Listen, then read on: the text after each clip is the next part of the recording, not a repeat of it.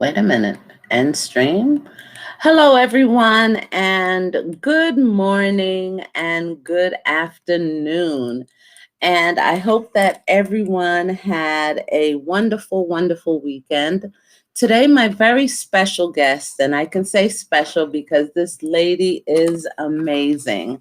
Her name is Gena Rotos, and she is a professional speaker and trainer, in addition to running a private psychotherapy and coaching practice for women and children and families to support their efforts to come to know themselves better, practice self care and self love. Her focus has been on mindfulness, teaching the skills and strategies through what she calls mindful and compassionate coaching. Now, with her passion around helping those with addictions, the mindfulness based relapse prevention program has been instrumental throughout her work. And as a teenager, Gina was the one who would help her friends redirect their thinking in order to reduce the drama they engaged in, as so that they could all manage their lives with less stress. Now, since then, she has created an enriching career in education and worked with all age groups from preschool to college level. Now, her focus has been on, with her passion around helping those with mindfulness based relapse prevention. Now, with her program, she's traveled the world working for performance learning systems, training teachers in the how to skills to classroom management and positive relationships with students. Now, since then, she has created an enriching career in education, and she has worked with as an instructor of graduate level programs and worked with prisoners, victims of trauma and abuse, and those in recovery and addictions. For almost 6 years, she worked as an adjustment counselor in an inner city middle school, coaching teachers and parents, community leaders, and children, guiding them towards harmony. She also applied the mindfulness concepts and counselors training, and she's developed these skills over the years. Now, with she also applied the mindfulness concepts and counselors training in the years of weight loss centers that she operated in Springfield, Worcester, and the Boston area in Massachusetts, as well as Providence, Rhode Island. And through the years, she has provided programs for teachers training for the Springfield school system and corporate programs for Mass Mutual Financial, Bay State Medical, among others. And the combination of education and social work has given Gena an important advantage to teach the skills that can profoundly help people change, flourish, and thrive. And the belief that happiness is a choice supports the idea that what we need to do is to have the awareness, the desire, the courage, and the passion to create joy in our lives. Now, when we find peace, purpose, and enthusiasm within our hearts, we can change the world for the better. Now, she sounds like President Biden here. With that, you are on the healing journey and the unity and the restoration of people. Is that correct? I think that would hit the nail on the head, that the only way we're going to change everything is one heart at a time. Mm-hmm. So Yeah, I really do want to underscore how important each individual is and be able to help them decide how they want to move forward in creating their own lives. I Mm-hmm. can't change anybody. I can only coach them and encourage them and, you know, kind of support them along the way. You have been a counselor for what, over 30 years? Yeah, right. Yeah. And then some.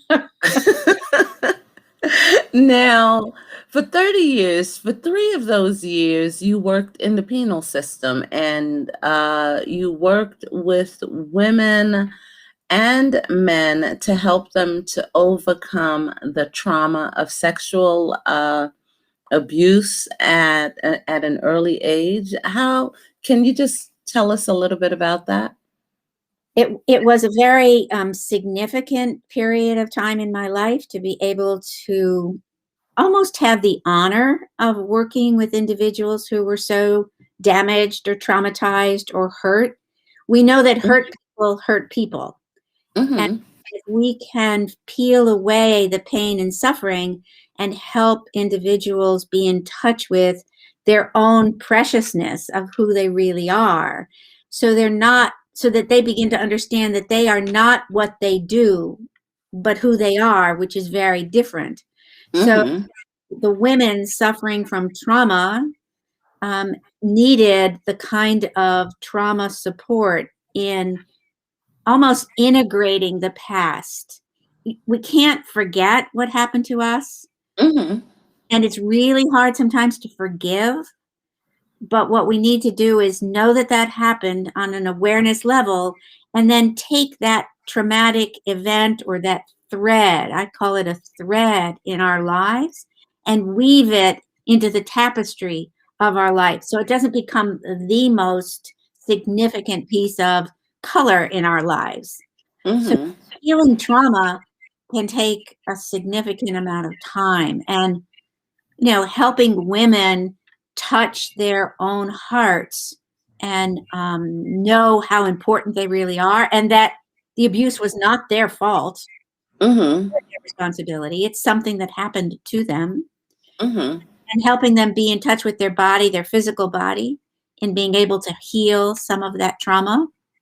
Mm-hmm. Working with the men who um, committed abuse in their past and helping them be in touch with that inner, almost that inner child of themselves and how hurt they were. Because usually the men that I worked with had a history of abuse themselves. So Mm-hmm. they were victims and then they victimized until they were, made accountable for their crime and then had to do some time. And in that period of time, were willing, not all of them were willing, to do the work that it takes to heal. Mm-hmm. Yeah. Now, when you say to do the work, what are the steps that either a man or woman that have suffered trauma should take? There's lots of new research around trauma healing on the Mm-hmm. horizon. We used Mm-hmm. to think that they could talk about it and that would begin to solve it, but it goes so much deeper, and it really is body work. There's a wonderful researcher, Bessel Vanderkirk, who has Mm-hmm. been dealing with trauma his whole life in helping us understand it. Mm-hmm. He wrote a great book called The Body Keeps the Score. The And body keeps the score. so the body always remembers and always knows. So maybe the first step in recovery from trauma is awareness. I have to be aware of where I am here and now Mm-hmm. and what's going on for me. And when Mm-hmm. something comes up, either in my imagination or in my body or in a situation, that I have enough agency to give myself space before I respond or react to Mm-hmm. the situation. So I would say the very first beginning is just to be authentic with what's going on for you and be Mm-hmm. willing to feel and we Mhm. don't like to feel. That's why we use alcohol and drugs and shopping, and retail therapy is great because then I don't have to feel. I can just keep myself numb. It takes Mhm. courage to feel the pain. And through the pain, there's relief and release and healing. And it takes courage. And you don't have to do it alone. For heaven's sake, don't think that you're alone. You Mhm. reach out for the kind of work that trauma work provides. And there are Mhm. therapists who specialize in trauma all over the world. You want to Mhm. seek them out. Uh, Now, you as a coach, you're also an author. yeah, I did write. Now, you've written two books, and what are the titles of your book? The first book I wrote probably, maybe 30 years ago. It's called Love Your Slim Self. And it was finally published maybe 20 years ago. And it's all about I can't really lose the weight until I really love who I am now. Again, the body keeps the score. So if I'm compassionate with myself now, even in the body that I don't really want to be in, and I don't beat Mhm. myself up, and I'm not critical, and I'm compassionate, and I'm tender, I have a shot at choosing better diet foods, better activities, better strategies that are healthy for me. Mhm. Mhm. I'm trying to lose weight, and I'm always thinking, oh, I'll never lose weight. Oh, that's going to go right to my hips. Oh, look how terrible I look. This is a waste of time. All that dialogue that goes on inside. So that's why I titled it Love Your Slim Self, because you are already where you want to be. Your body just didn't catch up with you yet. Mhm. Mhm. So when I eat, I say things to myself like everything I eat turns to energy, health, and fitness, Mhm. rather than if I eat that donut, it's going to go to my hips. Now, it doesn't mean that I can eat, a dozen donuts and not suffer consequences in my health. But if I care about myself, I then make a decision to eat less. Mhm.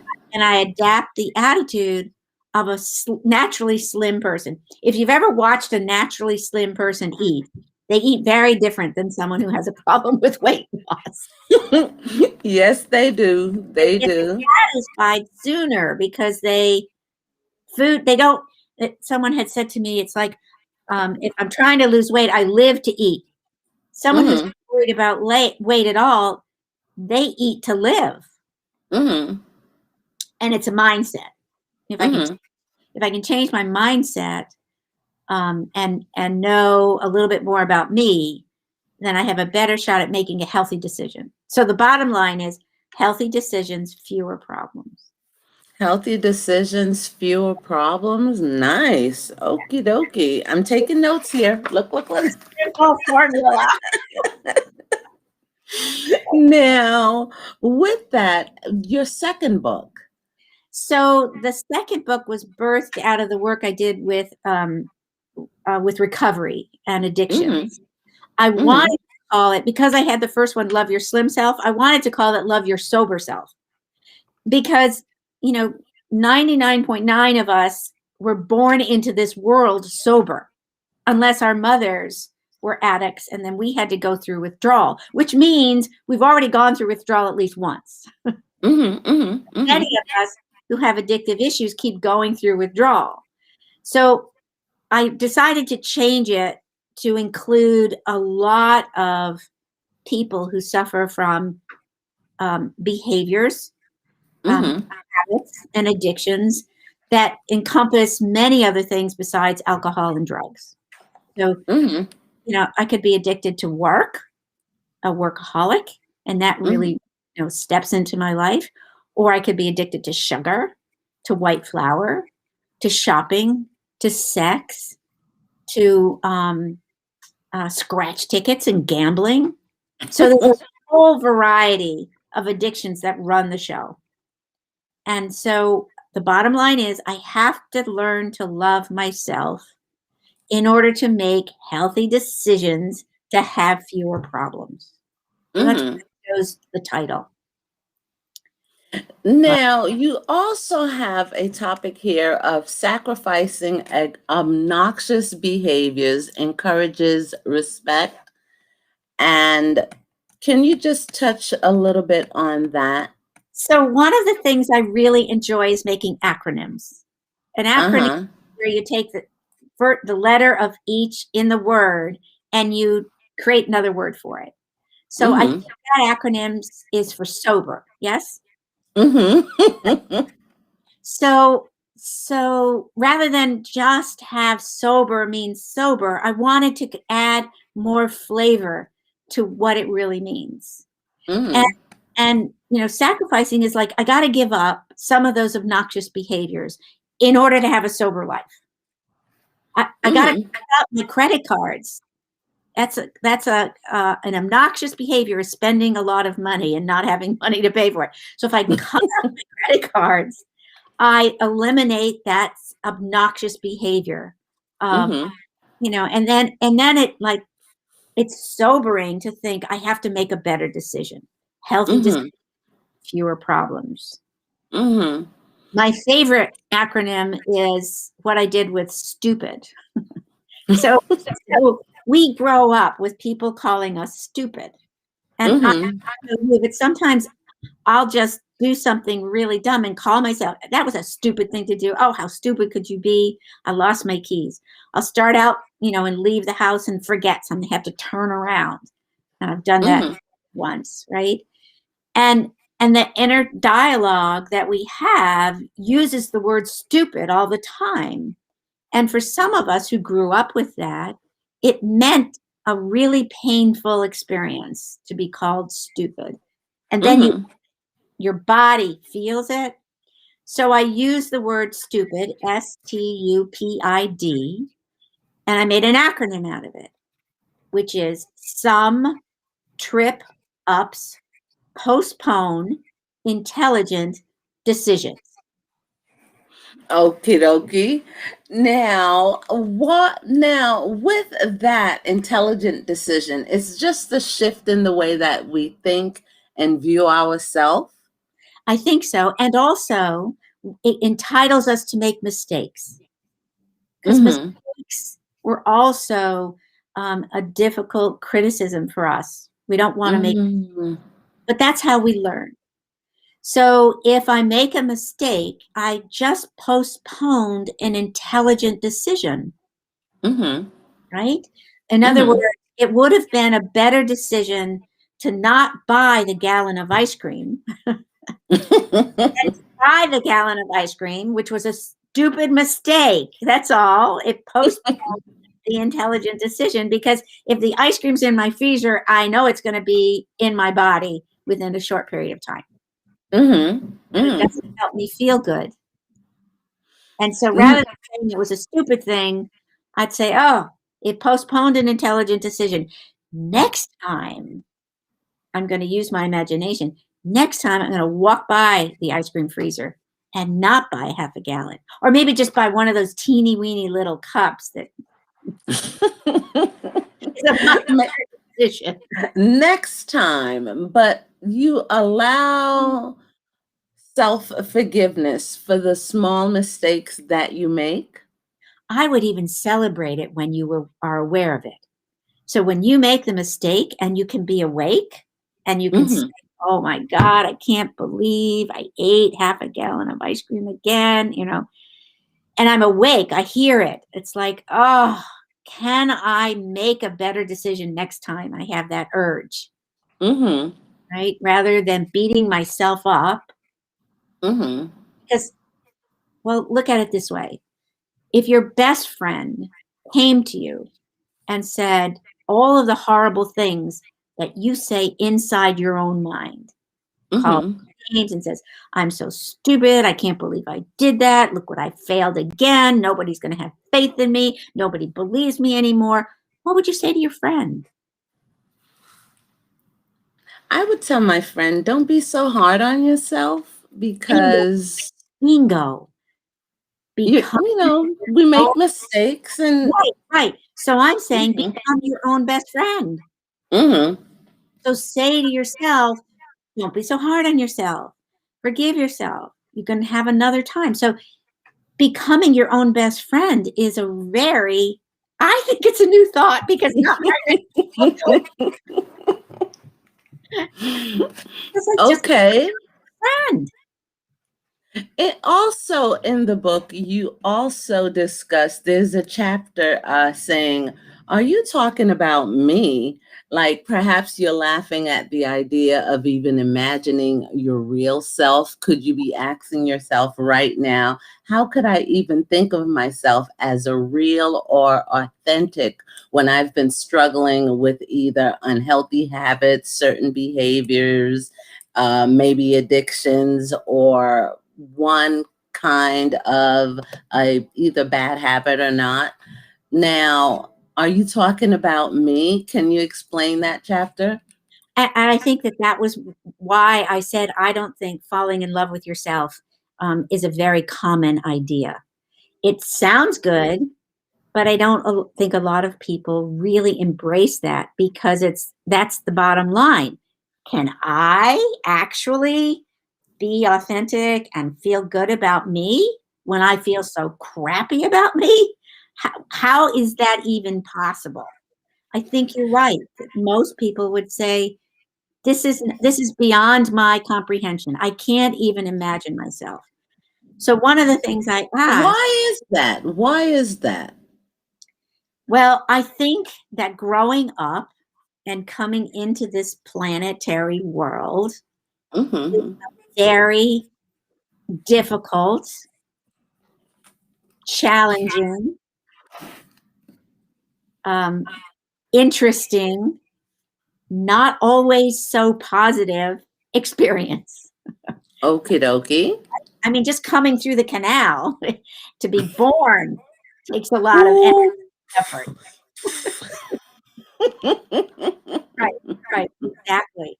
So we come Shit. into the world with this Hi. dialogue that goes on in our head, and then we think that's who we are. Mm-hmm. And and One of my guests, Shannon Murphy. Hi, Shannon. She says, "Is it possible is it possible to?" to fall in love with yourself? Yes. Yeah. Well, okay. So here's my analogy for this one. Think of someone that you love dearly, and I put this in the book too. Think of someone that you just love. That Mm-hmm. could be a child, it could be a pet, it could be a mentor, it could be a grandmother, it could be a relative, it could be a parent, someone that you just love, that you adore. And I want you to hold that feeling of love and affection for that particular individual. Just hold it for a minute Mm-hmm. about it. Kind of feel it in your body, in your gut, in your heart. Mm-hmm.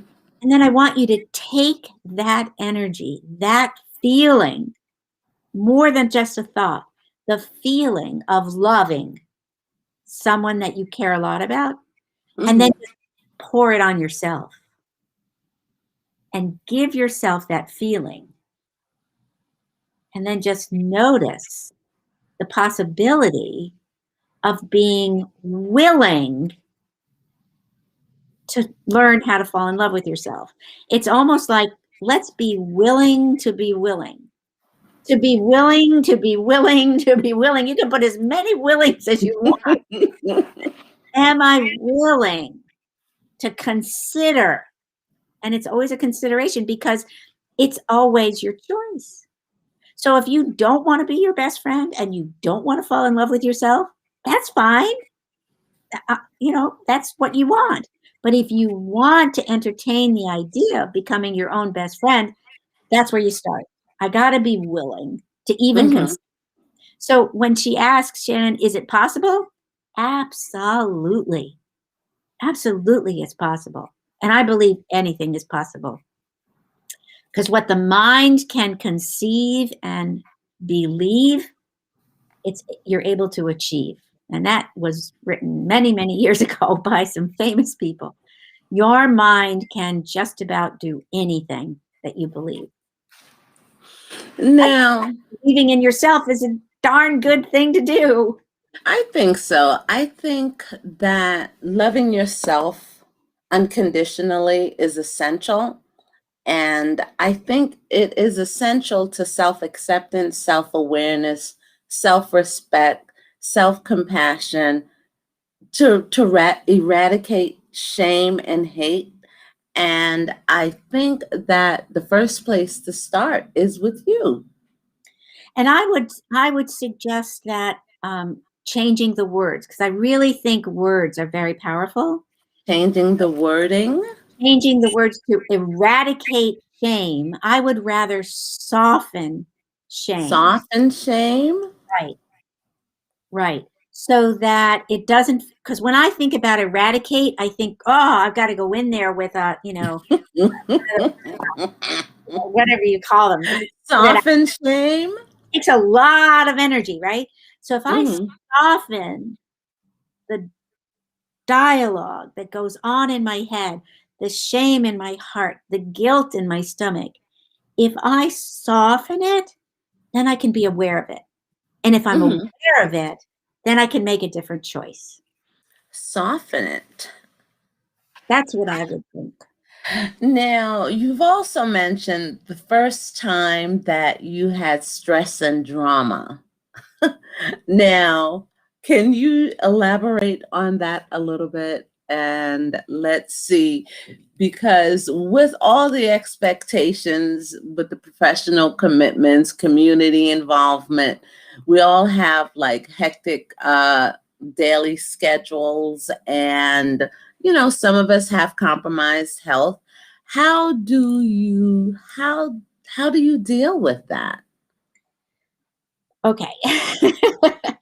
That's been a lifelong journey for me. And I think my introduction to the power of the heart was a pivotal place of change for me. And, Hmm. and let me talk a little bit more about the heart. There's a great organization called Heart Math, MATH, Heart math. heartmath.com. And there's a technique which allows you to create coherence in your heart. Hmm. And coherence, a coherent heart, is a heart that is um, beating at a much more cohesive tempo or rate. It's called the heart rate variable. Hmm. It asks that you spend time in gratitude, appreciation, love, and care. Hmm. Cultivating that in your mind Hmm. so that it becomes familiar. Right? So many things are strange to us. And in order for it to become familiar, I have to practice because practice Hmm. is permanent, not perfect. So we're not perfect and we don't want it to be perfect. We just want it to be better. Hmm. Hmm. So my introduction to heart math and to the coherence of the heart put me in a state of maybe acceptance along with awareness. Hmm. That the Hmm. drama that happens outside us happens. What is. And I don't have to have an impact in any way if I don't want to. Hmm. Hmm. Hmm. I kind of can play out the scenario in my own mind. If I step into that mess, I'm going to get all wound up. And I can remember being extremely wound up with a whole lot of drama. I didn't come out any better when I went in. So it's like, what's the reason that I would get involved with the drama? By, Here's by practicing with your heart, you can mhm. be in a place where drama doesn't suck you in anymore. Now you also have like when you're either having drama with the kids, with your partner, a friend, the cat, the dog, the bird, like for no good reason.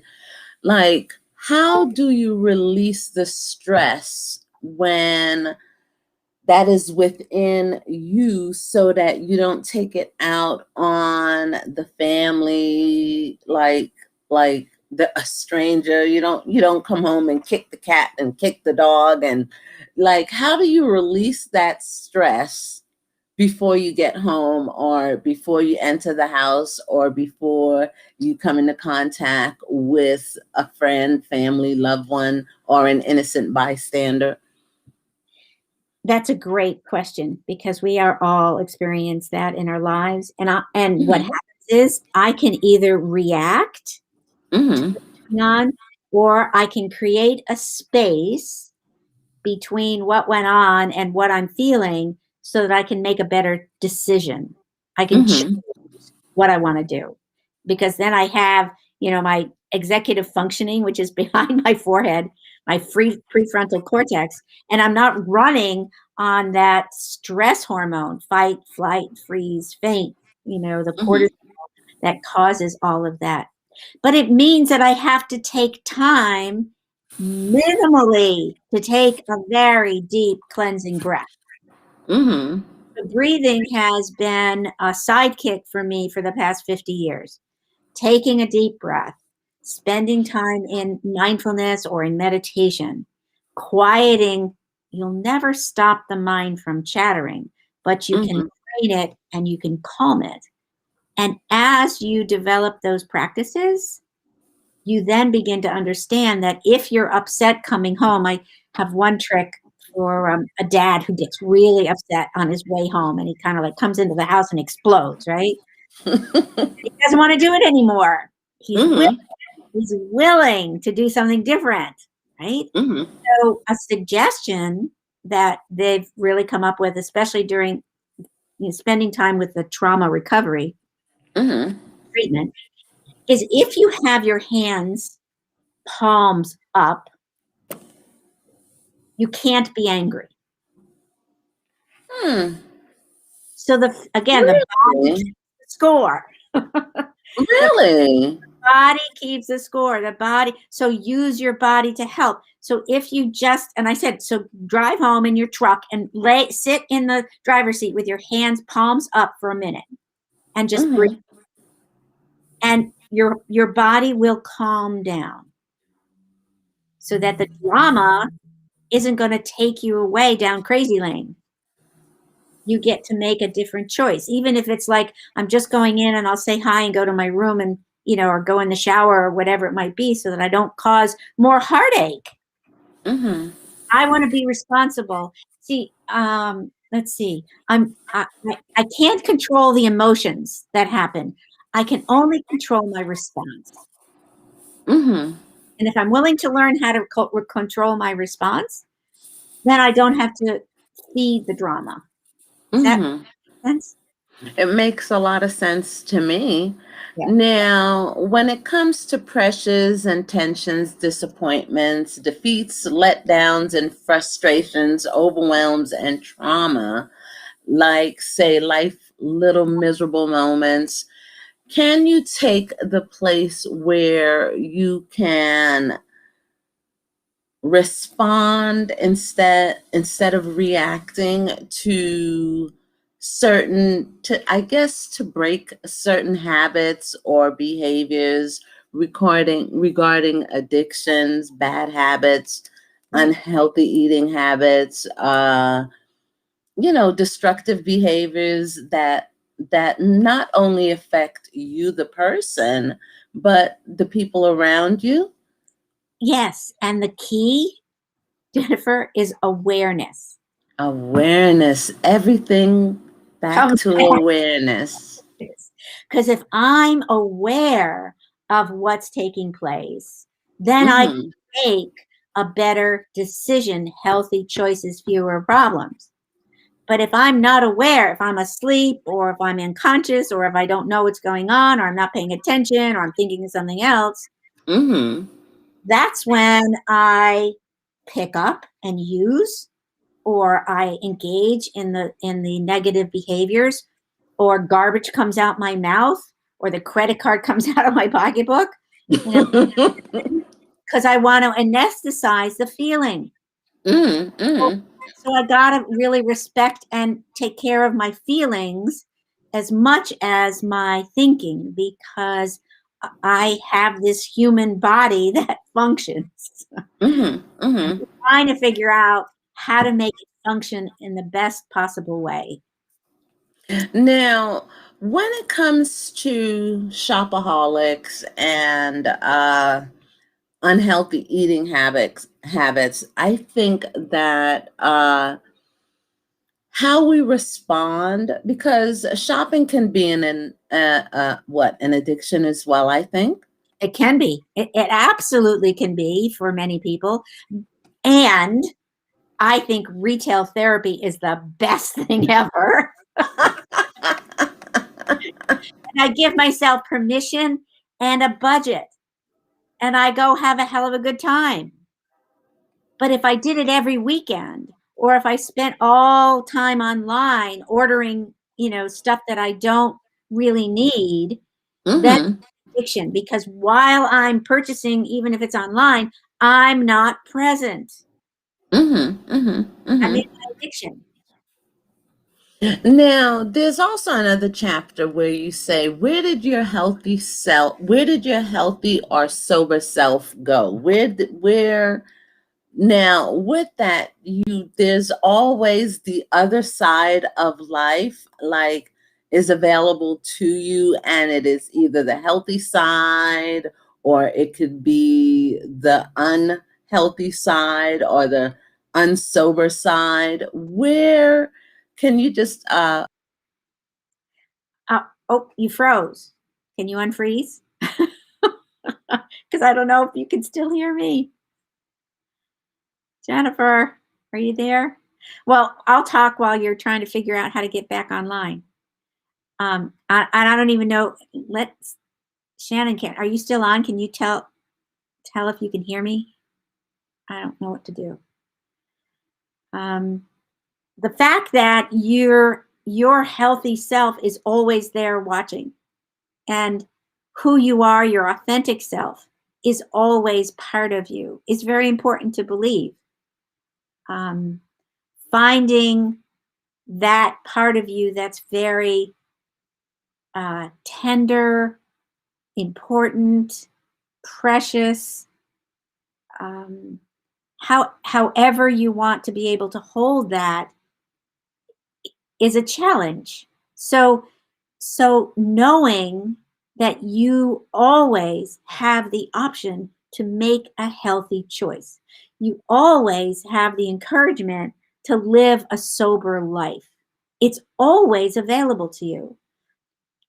Someone had said to me once, the physical body, the emotional body, the spiritual body, the etherical body always wants to go back to health.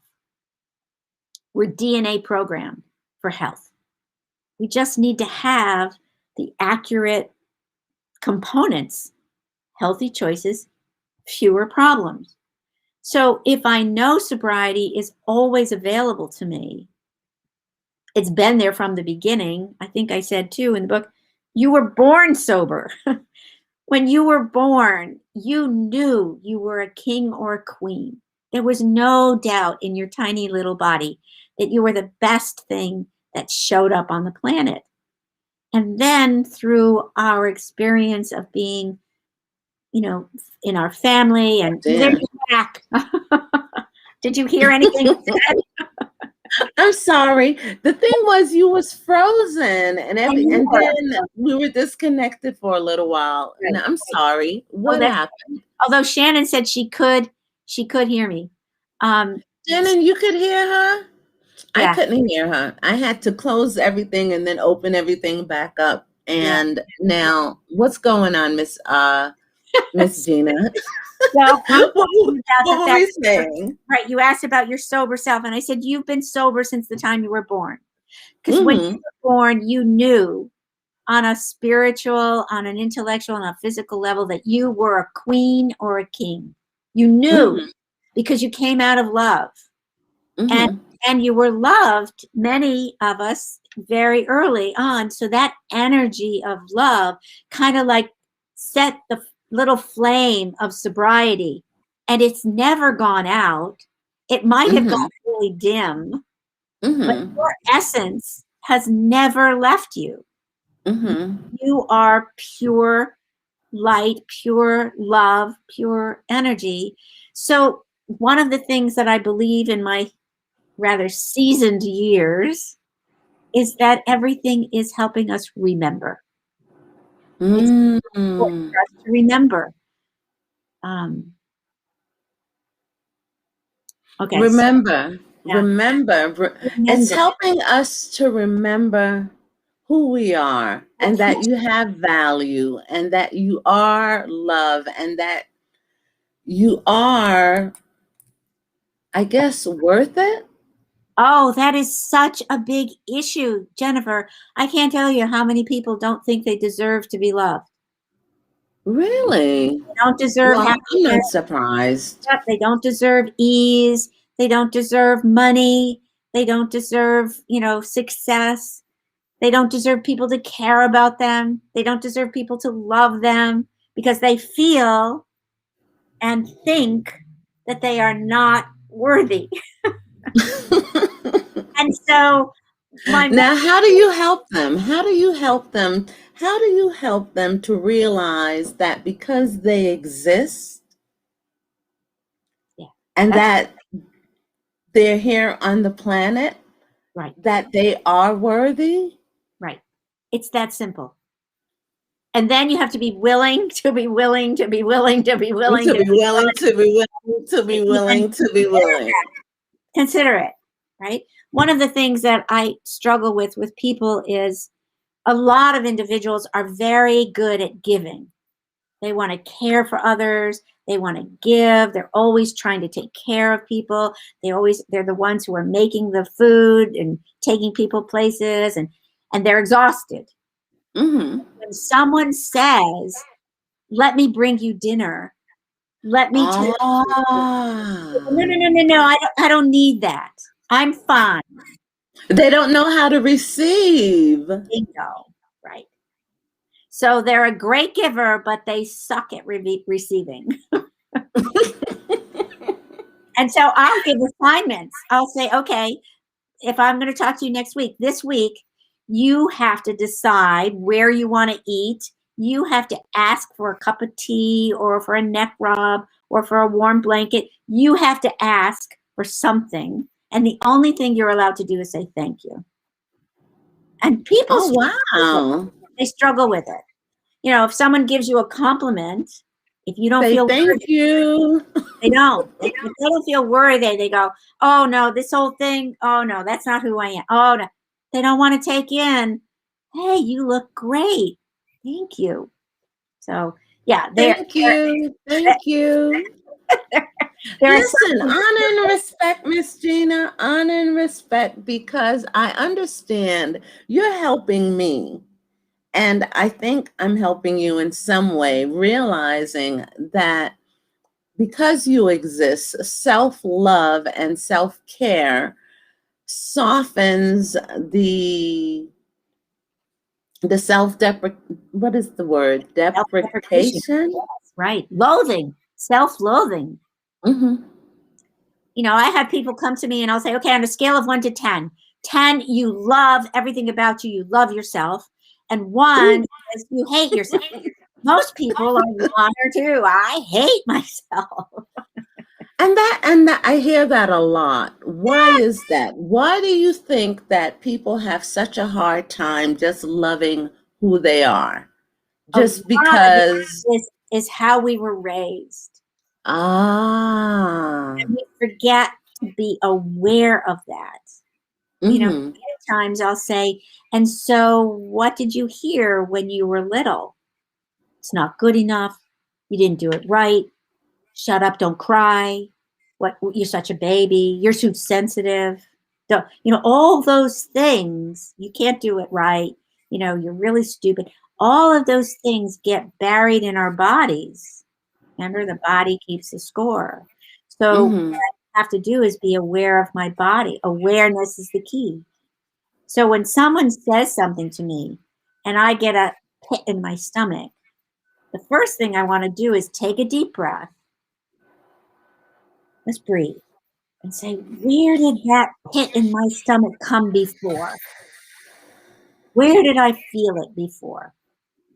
And just start Mm. with a story, and it's like, I remember when my father or my mom or my big brother, or whatever it is, said to, and that's, oh man, I would have that stuff. Has nothing to do with what the person said. Mm-hmm. It's all about you. What's going on with you? And Mm-hmm. then when you kind of like make that connection, you're grateful to be able to practice the breath, the mindfulness, and a healthy decision, a healthy choice. Mm-hmm. Great practice. Practice makes permanent. Now, Mr. George Green, just, I guess he's commenting. He goes, how great is the love of the Father has lavished on us that we should be called the children of God, and that what we, although are innocent and in innocent perfection, who gave his life for us, that we have been forever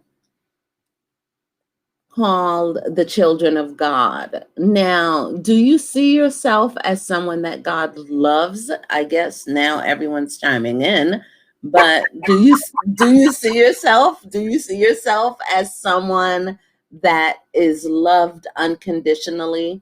That God loves you Well, unconditionally? I'm just going to be really frank and say, I think God's really smart to love me. Mm. Okie dokie.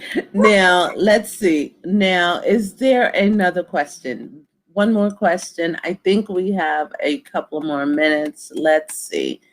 Now, you also wrote that love your significant self. 7 ways to begin falling in love with you. Like you. Like 7 ways to fall in love with you. How do you do that? Well, I think one of the things that you have to come to grips with is that this is going to be, if you accept the mission, right? Wasn't that mission? Accept the mission. Right? Accept the challenge of learning Uh-huh. learning to love yourself. You've got to Mm-hmm. create some opportunities for you to practice, because love is something you do. It's an energy, Mm-hmm. but you do, Mm-hmm. right? It's And so an action word. action word, loving. It's an action Mm-hmm. word, right? And so finding ways to really honor who you are is certainly going to celebrate the love that you are. Mm-hmm. And there's a variety of ways and all kinds of examples that I have added in the book about practicing love. So one of them, if you recognize that you're going to even take on the challenge, should you accept this mission, right? Here's some of the things that you can do. And one of them, Uh-huh. to calm, and the second title of the book, I don't know if people can see, here's the book, right? So it's small changes to quiet the gremlins and tame those unhealthy habits, behaviors, and addiction. Mm-hmm. So it's like quieting the dialogue that happens inside your mind, softening Mm-hmm. it, being aware of it, and then Mm-hmm. being gentle with yourself. Being gentle Right. with yourself. And if you put your hand on your heart, it demands tenderness, right? So you're gentle with yourself and you're coming home. Just keep coming home, and then minimally come to neutral by taking a deep breath. So throughout the book, I've said, take a deep breath, take a deep breath. When you're off center, take a deep breath because it brings you back into the present moment. Mm-hmm. That's where my power is, in the present And, moment.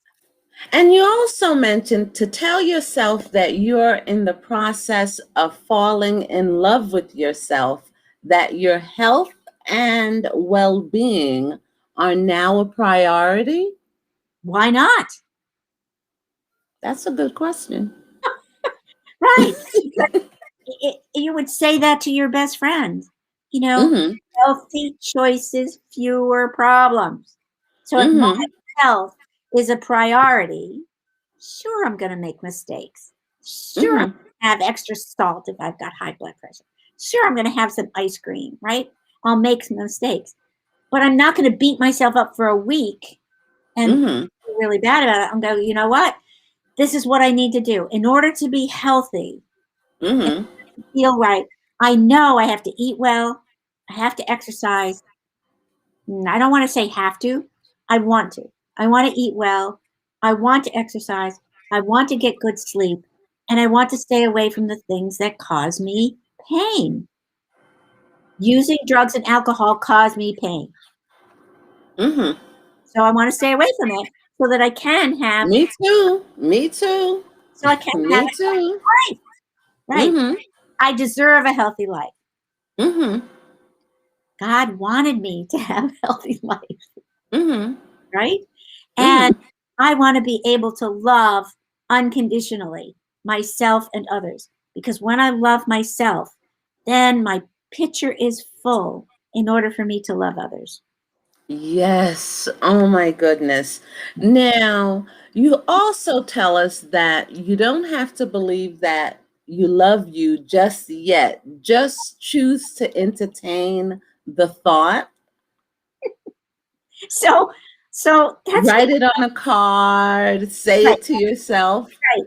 And that's because we all don't believe it. We don't believe we deserve Ah. to love ourselves because there's this misconception that, oh, then I'm going to be selfish. Yeah. But Then that's not in a narcissistic kind of way, well, just exactly. loving yourself. But that's what people think initially. It's like, oh, if I love myself, then people are going to call me narcissistic, and I'm going to be all. Ah. That's not the self love that we're asking for. Mhm. Mhm.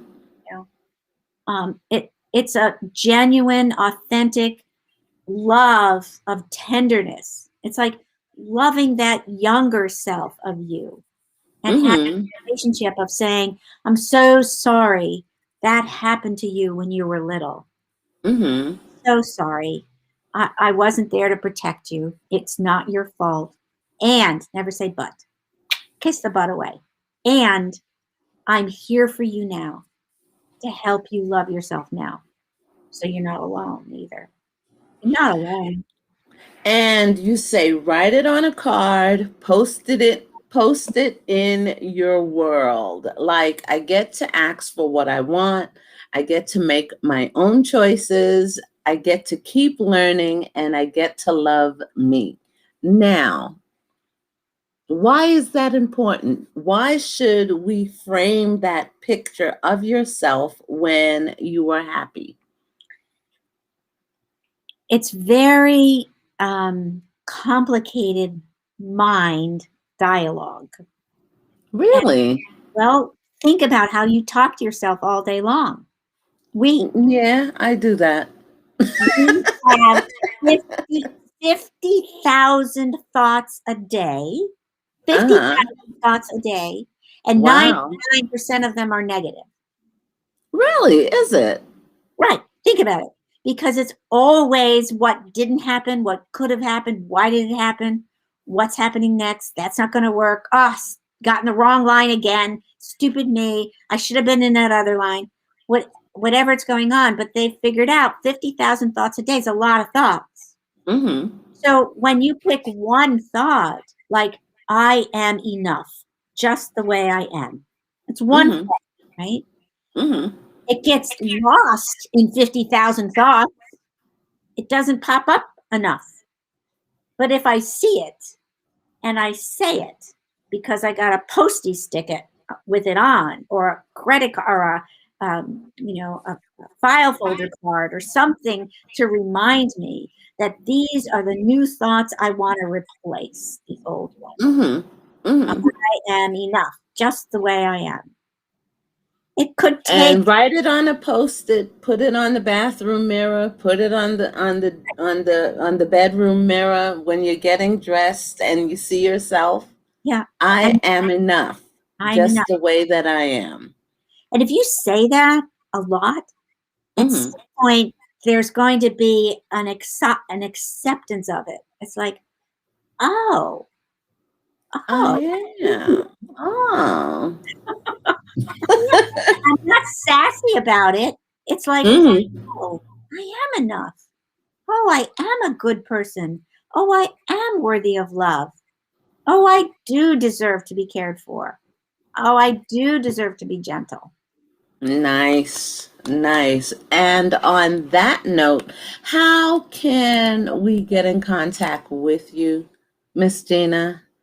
My email is Gena, Gena Rotas, Rotas, at Gmail.